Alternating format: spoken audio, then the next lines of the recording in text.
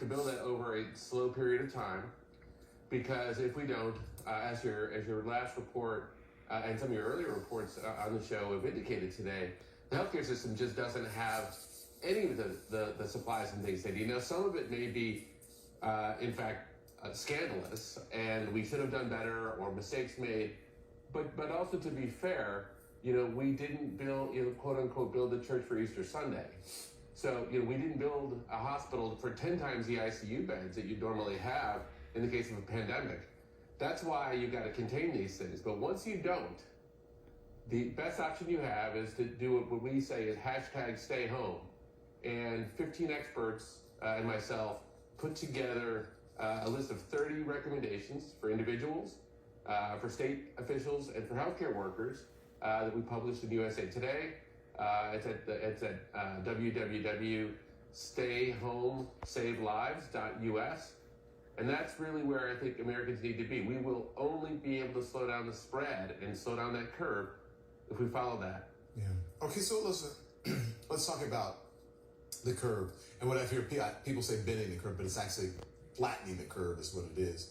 Because it's so important to understanding social distancing. The dashed line, we're going to put that up on this animation. You see that dashed line represents the capacity of our healthcare system. The big spike shows what happens if no measures are taken to stop the spread, and the healthcare system would be overrun.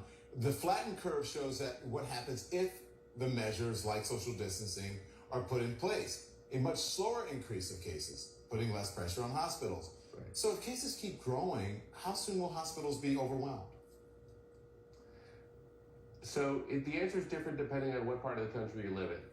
In New York, we are certainly within a 2-week, if the outside 3-week period, but maybe even less than that. I think we are following the curve of Italy almost exactly. Actually, today a little bit worse, maybe even more than a little bit worse, by about 14 days. So if you look at where Italy was 14 days ago, and that's where we are today.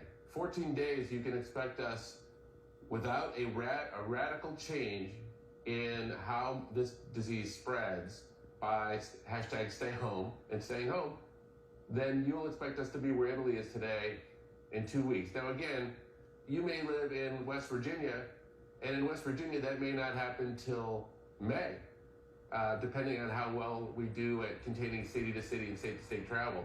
But eventually, it's going to travel there. What we want is this thing to actually get drawn out. Believe it or not, we want to go through this for a longer time, which is why the economic conversation you had earlier is so important.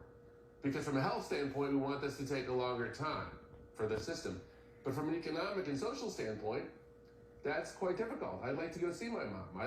We'd all like to go see and socialize and get back to normal. So we're going to have to wrestle with that trade-off. Interesting. Thank you, Andy Slavitt. Appreciate it.